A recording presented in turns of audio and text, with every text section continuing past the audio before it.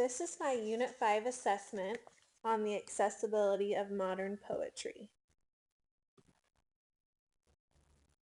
Accessibility is defined as the widespread appeal of poetry to a variety of audiences.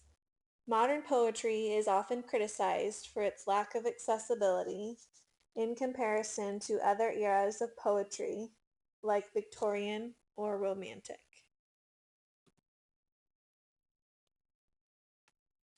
While accessibility is highly appreciated by poetry readers, it is not necessary for a poem to be highly accessible in order for it to accurately shape a poet's voice.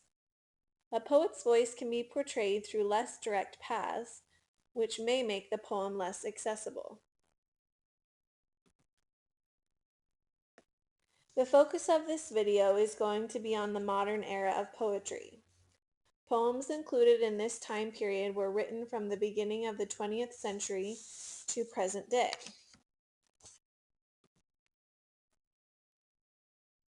Modern poets were less concerned with accessibility than with imagism.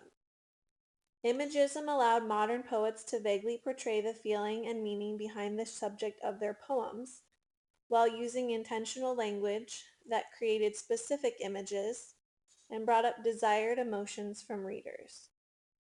Here is a video that clearly defines imagism.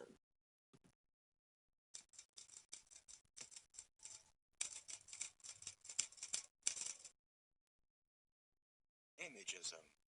Noun. 1. A form of poetry utilizing precise imagery and clear language.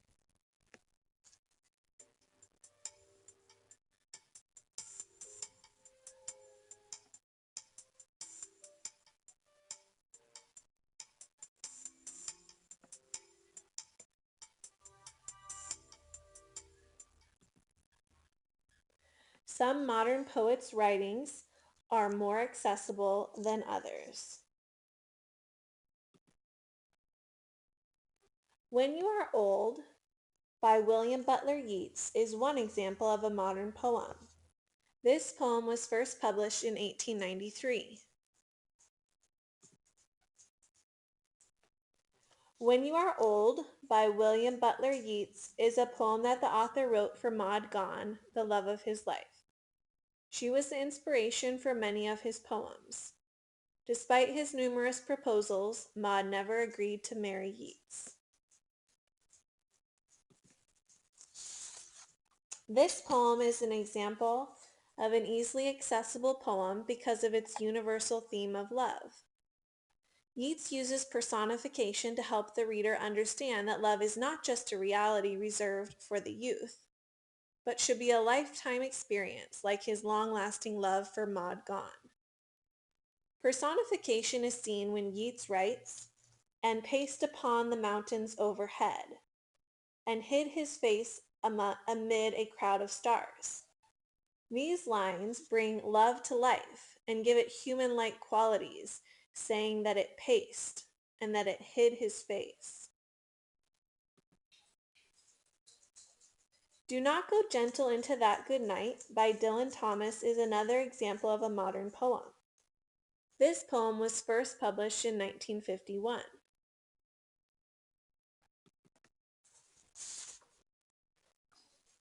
Do Not Go Gentle Into That Good Night by Dylan Thomas is another poem that is easily accessible because of its universal theme of death. Thomas repeatedly uses different metaphors for death. Death is compared to night, to the breaking of a wave, and the snuffing out of a candle. This is represented by my picture of a wave, by the picture of a starry night sky, and by the picture of a candle being blown out. The author also uses repetition. Thomas repeatedly writes, "Rage, rage against the dying of the night, of the light," in order to express the author's desire for men to not easily accept death, but to fight valiantly for this life.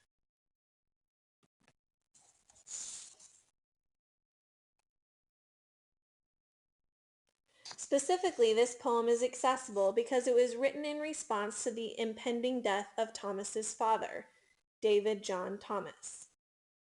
In an effort to deal with his father's death, Thomas wrote this poem urging his father to fight for his life and not to give in to death easily. The real emotions that Thomas felt about his father's death are clearly seen in this emotional poem. The Hollow Men by T.S. Eliot is another example of a modern poem. This poem was first published in 1925. The Hollow Men by T.S. Eliot is a less accessible poem. He uses snapshots from literature to try to convey his dissatisfaction towards the modern world and its inhabitants' lack of vision, as well as their lack of passion. Eliot did not like the many changes that were associated with the modern world, and he used poetry to express his dissatisfaction. For example, the poem begins with a quote from Joseph Conrad's Heart of Darkness, a novella about a sailor and his journey up the Congo. Many readers would initially be unfamiliar with Eliot's reference to this piece, making this poem immediately less accessible. The author also references an English school children's expression, which may not be familiar to very many people. Eliot says, "A penny for the old guy." This is an expression used by English school children who are hoping to have money to buy fireworks in celebration of the holiday Guy Fawkes Day. Guy Fawkes Day is celebrated in England in November. It's also known as Bonfire Night. It's a night that is celebrated in honor of Guy Fawkes' failure to kill England's King James I. This expression also makes this poem less accessible. The author creates his theme of dissatisfaction through snapshots of hollow men. One snapshot is of a group of scarecrow-like characters. This is represented through a picture of a scarecrow. Another snapshot is of a cactus-filled land, where the hollow men cannot show affection the way that they want to. This is shown through a picture of a cactus-covered land.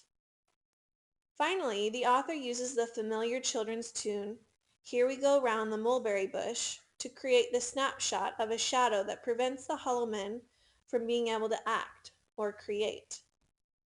Overall, the hollow men are dead and are upset by their many limitations.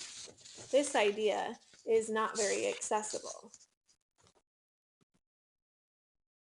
In conclusion, while accessibility is highly appreciated by poetry readers, it's not necessary for a poem to be highly accessible in order for it to accurately shape a poet's voice. T.S. Eliot's voice of dissatisfaction with the modern world is clearly seen in Hollow Men, even though this poem is not very accessible. On the other hand, the passionate voice of Dylan Thomas and the loving voice of William Butler Yeats are expressed in their poems, which are much more accessible poems.